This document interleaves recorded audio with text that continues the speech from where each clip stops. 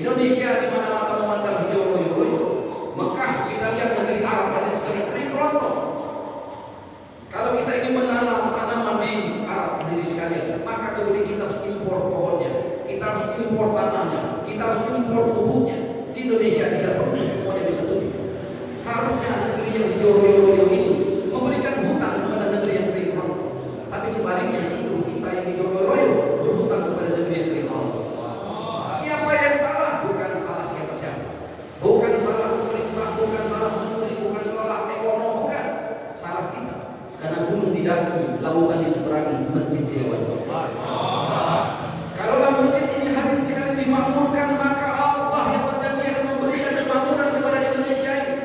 Indonesia memiliki masjid yang lebih banyak daripada seluruh masjid di muka bumi ini. Indonesia memiliki 1 juta masjid dan mushola hadirin sekalian. Kalaulah 1 juta masjid ini buka 24 jam, kalaulah 1 masjid ini hidup amalan-amalan Masjid Nabawi hadirin sekalian, maka saya yakin betul Indonesia ini akan menjadi negeri yang paling makmur di muka bumi ini sekalian. Maka PR kita adalah bagaimana kita bertekad untuk memakmurkan masjid ini bukan 24 jam. Insyaallah semua insyaallah. Bagaimana caranya orang tanya? Di Kota Bengkulu hadirin sekalian saya cerita sedikit. Dulu masjidnya besar, kita punya masjid At-Taqwa pemerintah Kota Bengkulu. Ini bisa puluhan ribu orang masuk. Satu ketika periode pertama menjadi wali kota, masjid kita ini cuma hanya beberapa orang saja yang sholat. Karena risau ketika itu, maka kemudian saya tanya kepada orang-orang yang ada di masjid, pengurus Pak, kenapa masjid kita sepi? Iya Pak, ini orang lagi pada sibuk, ada yang ke pasar subuh, belanja sayuran, kalau belanjanya subuh-subuh untungnya besar. Ada juga yang sakit, macam-macam alasan. Oke. Di Kota Bengkulu biasa kita adakan acara jalan santai. Jadi setiap jam 5:30 ada jalan santai diadakan oleh satu media besar di sana. Dan ratusan ribu orang tumpah ruah di jalan. Tapi di masjid hanya 2-3 orang. Ketika jalan santai ratusan ribu orang. Dan itu beli kuponnya. Kuponnya dijual ya. Yang ini ikut jalan santai dibeli asli kupon. Saya tanya kepada orang peserta, kenapa kok kamu mau jalan santai jam 5:30 bahkan tidak sholat subuh, bahkan kuponnya beli? Apa yang kamu cari? Saya ingin dapat rumah. Kamu mau dapat apa? Saya mau dapat motor. Saya mau dapat mobil. Kalau nggak ada mobil, nggak ada motor, nggak ada rumah, bagaimana? Oh nggak mau. Saya tanya kepada pengurus masjid, bagaimana kalau kita kasih hadiah orang yang sholat? Kita kasih uang, kita kasih mobil, kita kasih kulkas, kita kasih motor, bagaimana kira-kira? Pasti rame Pak. Benar rame Pak. Ya sudah kita umumkan. Besok kita katakan setiap orang yang sholat diberi uang, yang paling setia sholat di masjid diberikan mobil dan sebagainya. Ternyata setelah diumumkan puluhan ribu orang sholat. Puluhan ribu orang sholat, Pak Kapolres, Pak Dandim datang, Pak ini bahaya. Di daerah Jawa orang memberikan kupon 1.000 saja untuk daging. Kemudian orang sampai injek-injekan. Ini Bapak sampaikan tidak terbatas, datang dikasih duit, datang dikasih hadiah kulkas segala macam. Ini bisa gawat. Gawatnya di mana? Orang bisa injek-injekan. Orang yang injek-injekan itu saya tahu itu tidak diadakan di masjid. Masjid ini rumah Allah. Masjid adalah tempat yang paling aman, betul. Kalau kita mengatakan masjid tidak tempat aman, ini iman kita bermasalah, betul. Jadi masjid adalah tempat yang paling aman di muka bumi ini. Masjid adalah tempat yang paling sehat di muka bumi ini. Maka ketika itu kita ada puluhan ribu orang. Satpol PP, polisi, tentara jaga di depan masjid. Yang datang kita tanya, sudah wudhu belum? Belum. Ini kantong plastik, silakan dimasukkan sendalnya, kita antar ke tempat wudhu. Sudah wudhu kita letakkan di sholat pertama, kedua, ketiga, seterusnya. Sehingga kemudian puluhan ribu orang sholat ketika itu. Dan ketika itu ada banyak yang ingin menyumbang. Siapa yang sudah datang, ada ustaz meluruskannya. Istighfar semuanya, ramai-ramai istighfar. Ingat luruskannya, kita datang ke masjid ini Allah yang mendatangkan, bukan kita, bukan.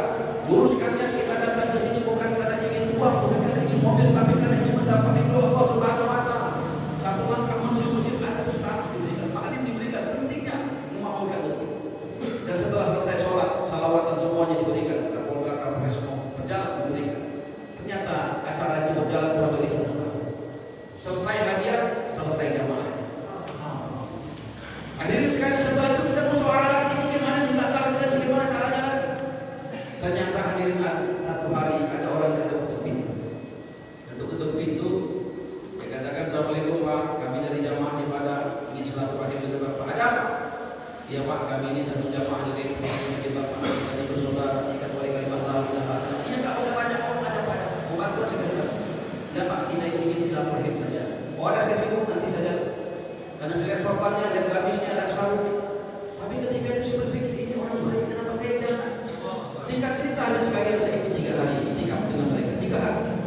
3 hari di masjid itu semuanya berubah.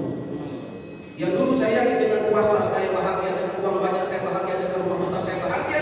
Setelah 3 hari itu ternyata tidak, kebahagiaan itu hanya dalam amalan agama saya. Setelah selesai 3 hari hadirin sekalian, maka kemudian di masjid At-Taqwa kita rubah polanya. Tidak lagi ngasih mobil, tidak lagi ngasih kulkas, tidak lagi ngasih kebendaan, tapi kita kasih kadar agama. Maka hadirin sekalian, kita coba survei kenapa anak-anak muda di Pantai Panjang tidak mau sholat di masjid. Kenapa anak-anak muda yang di mall tidak mau sholat di masjid? Kenapa anak-anak muda yang di terminal tidak mau sholat di masjid? Kenapa anak-anak kecil tidak mau di masjid, lebih baik di PlayStation dan tempat game? Maka kita tanya.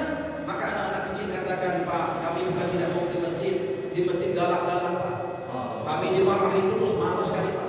Kalau di tempat PlayStation, Pak, dikasih teh botol dingin gratis, senyum. Anak-anak di terminal kami tanya, kenapa kamu tidak mau ke masjid, Pak? Di masjid tidak enak, tidak ada makan, tidak ada minumnya, kering tenggorokan, Pak. Tapi kalau di terminal kami punya kopi 1 gelas bisa minum 5 orang. Kami tanya juga anak muda, kenapa Anda senang di Pantai Panjang tapi tidak senang di masjid? Hampir sama rata-rata jawabannya, maka kita musyawarah besar-besaran di masjid At-Taqwa. Maka kita undang seluruh orang-orang muda datang ke masjid. Kita undang untuk makan, kita undang untuk minum, kita undang untuk istirahat. Gudang yang besar tadi nggak digunakan, kita ubah, taruh karpet bagus, pasang AC dingin. Sehingga yang senang di AC dingin kita harus berikan tempat di sana istirahat. Yang tidak senang kita tempatkan tempat AC yang tidak ada. Yang bajunya kotor kita sediakan tempat cucian gratis.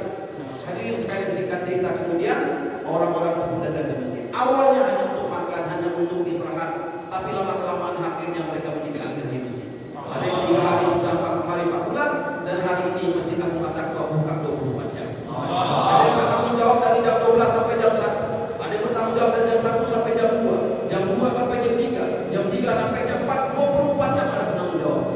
Jadi kalau ada orang datang, orang musafir datang jam 3 pagi, maka ada yang menyambutnya dengan senyuman. Selamat datang, Pak, ini rumah Allah, kami senang Bapak datang rumah Allah. Silakan datang. Anda ingin buru-buru kami hantarkan. Anda silakan sholat sunat dulu, mau makan, mau minum, mau kopi disediakan.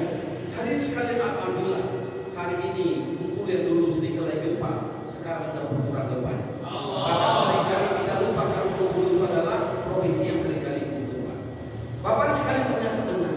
Dengan amalan-amalan agama ini, dengan memakmurkan masjid, mencintai masjid, maka Allah Subhanahu wa Ta'ala hadirin sekalian cinta kepada kita dan akan jauhkan dari bala musibah bencana. Hadirin sekalian, terakhir kita singkatkan sebentar lagi di sana. Kami 4 bulan ke Kamboja. Kamboja itu negeri yang tidak sebesar Indonesia, hanya 7% saja masyarakatnya. Tapi subhanallah di Kamboja kami selama 4 bulan di sana. Setiap desa kami datang, presiden, perdana menterinya Hun Sen kafir, rajanya kafir. Tapi ketika perdana menterinya pidato kenegaraan, apa katanya?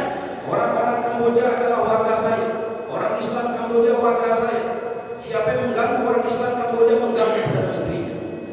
Hadirin sekalian, perdana menterinya membangunkan setiap desa yang ada di Kamboja yang kami datangi dibangunkan pesantren 3 lantai. Aneh mengajar. Dan kemudian hadirin sekalian di Kamboja, orang-orang Kamboja itu hampir setiap tempat Amerika saja bangunkan masjidnya. Saya pernah itikaf 3 hari di satu masjid besar di pesantren ini, di luar masjid dibuat masjid ini dibangun oleh Amerika. Apa yang mengakibatkan negara-negara kemudian cinta kepada orang Kamboja? Apa yang mengakibatkan raja kafir, perdana menteri kafir cinta kepada Islam Kamboja? Bahkan kami datang ke sana dijemput dengan jenderal bintang 2, Jenderal Sulaiman, dipanggil Jenderal Lalai. Orang sana biasa nyikat kata. Wajahnya sama dengan orang Indonesia tapi bahasanya beda. Kalau kita tanya, bahasa ada 2 bahasa besar di sana, Campa dan Ahmed. Kalau kita tanya apa kabar, mereka tanya Genke. Siapa nama kamu? Genke. Hadirin sekalian, nama-nama mereka rata-rata sama seperti nama datuk-datuk kita dulu. Tidak ada nama orang Islam Kamboja yang tidak ada hubungannya dengan agama. Namanya nama-nama nabi, nama sahabat, nama-nama orang soleh. Kalau kita tanya Genke, siapa nama kamu? Yusuf, Musa, Ibrahim dan sebagainya. Kalau kita tanya Genke, Jo, itu positif orang non-Muslim. Genke, Jo, itu positif orang non-Muslim. Hadirin sekalian, masya Allah. Apa yang mengakibatkan orang Kamboja, Islam di Kamboja dicintai perdana menteri, dicintai rajanya, dicintai oleh negara-negara luar ada misalnya? Karena orang Kamboja mencintai masjid. Karena orang Kamboja mempermudah masjidnya. Hampir seluruh masjid yang kami datangi, hampir seluruh masjid, sholat subuhnya hampir sama dengan sholat Jumat. Kalau kita diberikan kesempatan bicara dengan bahasa Indonesia, walaupun orang Kamboja nggak paham bahasa Indonesia, tapi tidak ada satu orang pun yang meninggalkan masjid. Karena mereka paham caranya melayani tamu Allah Subhanahu.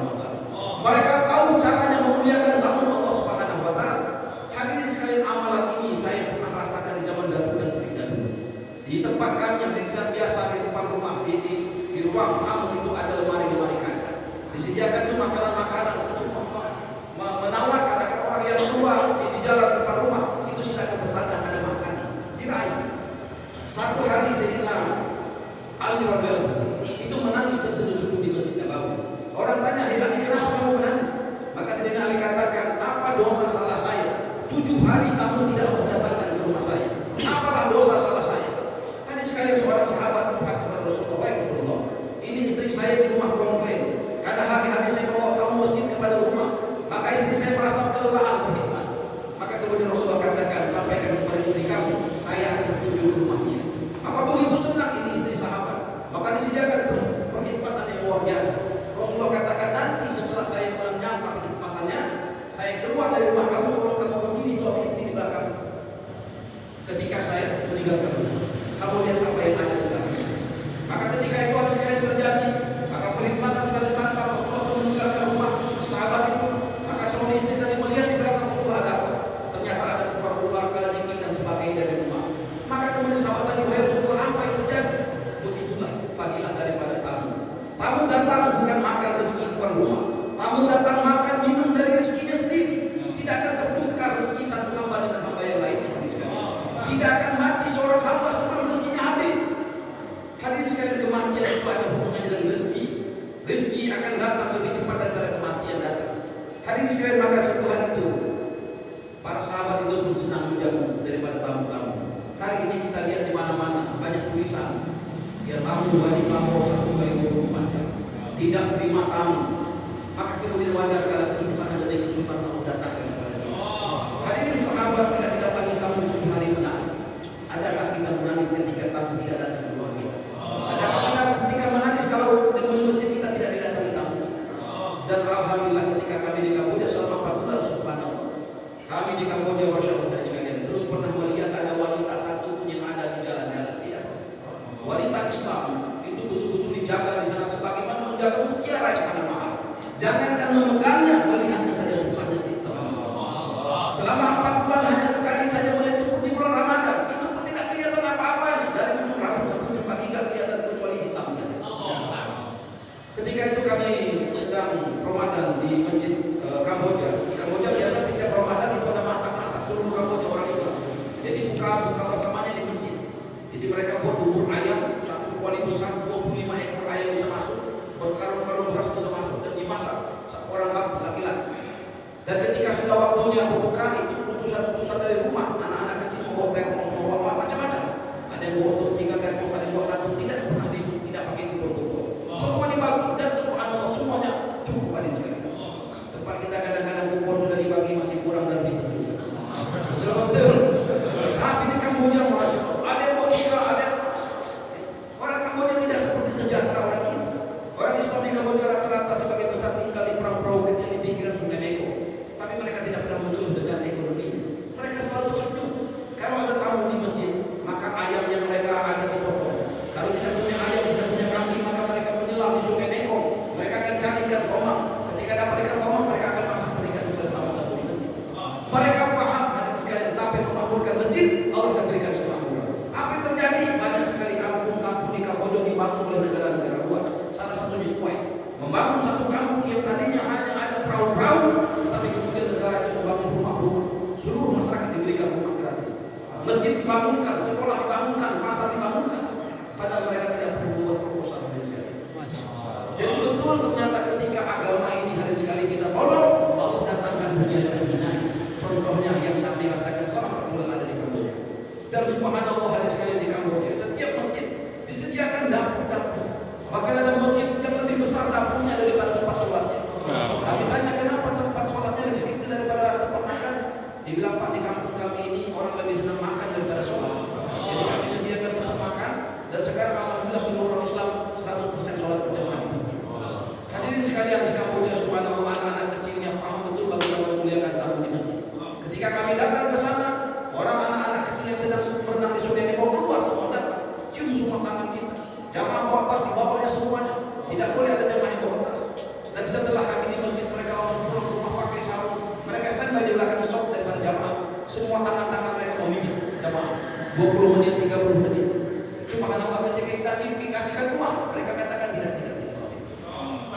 Dipaksa kasih uang juga, pulang-pulang nanti saya kembalikan uang ke masjid. Hadirin sekalian, mereka miskin, tetapi subhanallah mereka paham caranya memuliakan Nabi. Karena inilah mungkin kemudian raja kafir, perdana menteri Rusia yang kafir itu mencintai orang-orang Islam yang ada di Kamboja. Bapak ibu sekalian, tidak usah kita menyalahkan siapa-siapa, salahkan kembali kepada kita sendiri. Jangan-jangan musibah bala bencana, kesusahan penderitaan yang kita membangunkan masjid, menghidupkan masjid 24 jam, dan bagaimana kemudian masyarakat menjadi religius dan bahagia. Mudah-mudahan insya Allah kita kesempatan nanti saling bekerja sama untuk sama-sama saling mengunjung. Air saja kalau dia bergerak insya Allah jadi sehat. Air sehat dari gunung diambil, dia tidak bergerak lama-lama jadi penyakit. Maka insya Allah hari ini Helmi Hasan serta rombongan datang ke Kota Madiun ini menyampaikan salam. Maka masyarakat Kota Madiun pemerintahannya wajib menjawab salam. Tapi jangan sekarang, jawabnya nanti datang ke Kota Bengkulu. Kota Bengkulu telah dibuat keputusan pemerintah, tamu wajib dilayani 3 hari. Apanya, makannya, minumannya, pakaiannya, semuanya, tempat tidurnya pun dilayani. Akan ditempatkan di tempat yang paling baik, yang paling bersih, yang paling aman, yang paling mulia, yaitu di masjid. Insyaallah kita akan datang kepada di masjid, akan kita berikan makanan-makanan yang insya Allah berkah dengan full sunnah insya Allah. Insya Allah presiden insya Allah. Bapak sekalian, inilah mungkin yang perlu kami sampaikan. Kami sudah ditunggu di kediaman kami, mohon doanya. Semoga acara ini bisa berhasil dan insya Allah Bapak sekalian kami tunggu nanti datang ke Kota Bengkulu. Ada Pak daerah Kota Bengkulu, ada Pak Inspektor Kota Bengkulu, ada pejabat-pejabat OPD dan juga ada istri kami tercinta di balik di tempat wanita ini. Sengaja kami datang semuanya untuk mengundang Bapak sekalian datang ke Kota Bengkulu. Kalau kira-kira 3 hari tidak cukup